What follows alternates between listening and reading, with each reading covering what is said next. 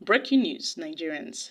The heavy hammer of the EFCC is waiting to land on the sacked Lagos Speaker, Mr. Obasa, upon return to Nigeria.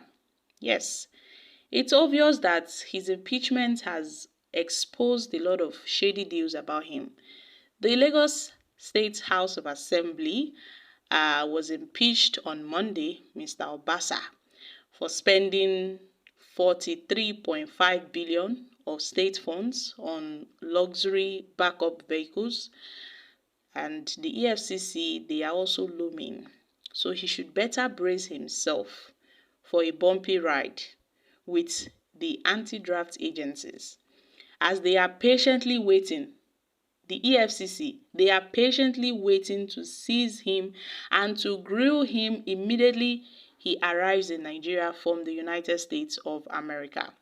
Sources at the EFCC has unveiled that Mr. Obasa, who was in 2020, was investigated for spending over 1.1 billion within a week, but was left off the hook. But this time around, he wouldn't be so lucky. He won't be so lucky because the EFCC, they've already compiled their records. They have their documents and they are still compiling more documents. And they are going to definitely build a compiling corruption case against Mr. Obasa.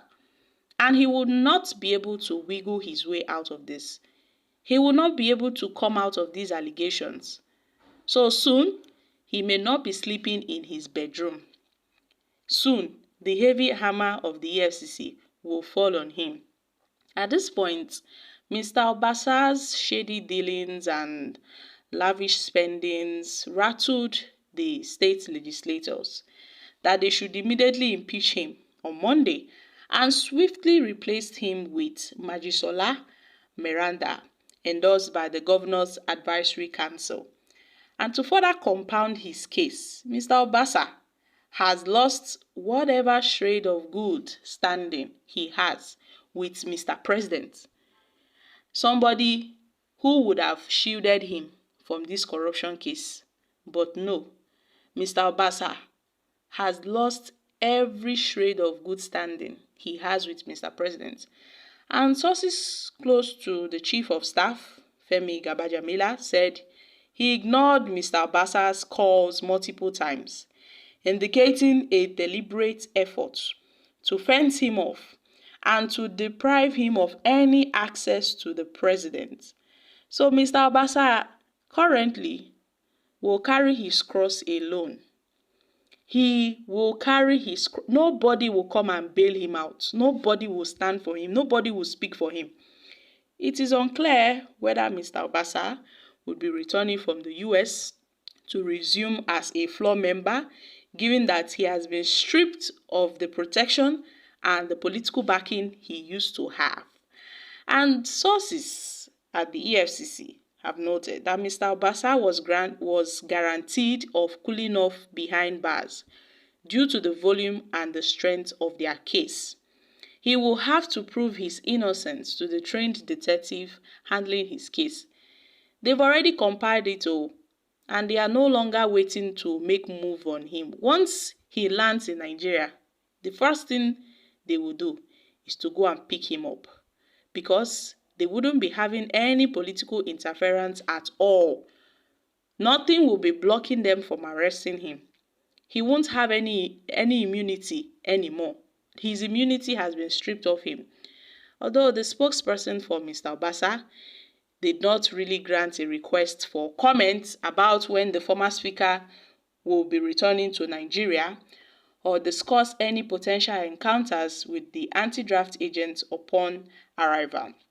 The spokesperson for the EFCC stepped aside questions about the agency's arrangements ahead of Mr. Obasa's return to the country.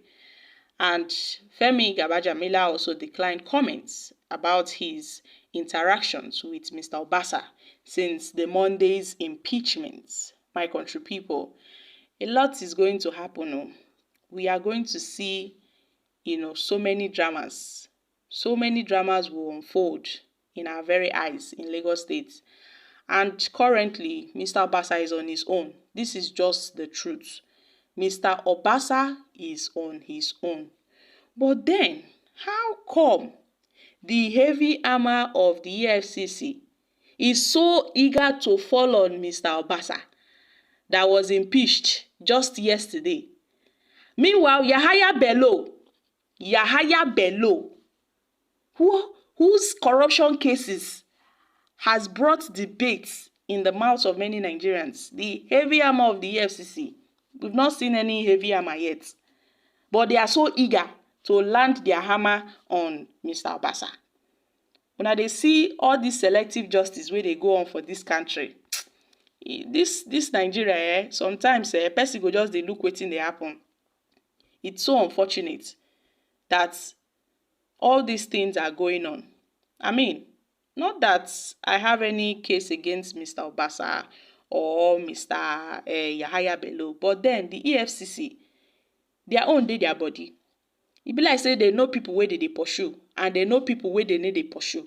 Normally, the EFCC they tend to go after small young fraudsters, those found wanting for fraud cases or the other. But you see our politicians, those guys are untouchable when it comes to the EFCC. And at the end of the day, they will be granted bail. Nothing. They won't be locked up. No tangible punishment will be melted on them. After all, at the end of the day, they will approach the court and then the court will grant them bail. Boom, that is over. But for Mr. Obasa, the chicken has finally come to roast. And they are going to roast him very well. Well, my country people, we know Mr. Obasa's fate. We know what led to his impeachment and how everything played out, although this time around, things did not really favor him because so many persons have had enough of him. And even the EFCC, I'm sure this is like a Christmas for them because they've been patiently waiting to get their hands on Obasa. But due to one blockage or the other, they've not been able to handle him. Now that all political appointments, or in fact, he has been stripped of any protection whatsoever. He has been stripped of all protection. So nobody will be standing for Mr. Obasa. Nobody will be there to protect him. The president has washed his hands of him. The governor of the state, Sanwo-Olu, has washed his hands of him just because of, they said this man has started growing wings, and they need to clamp it off. So guys, what are your thoughts on this? I'm dropping here. Kindly share your thoughts concerning this in the comments section. Thank you.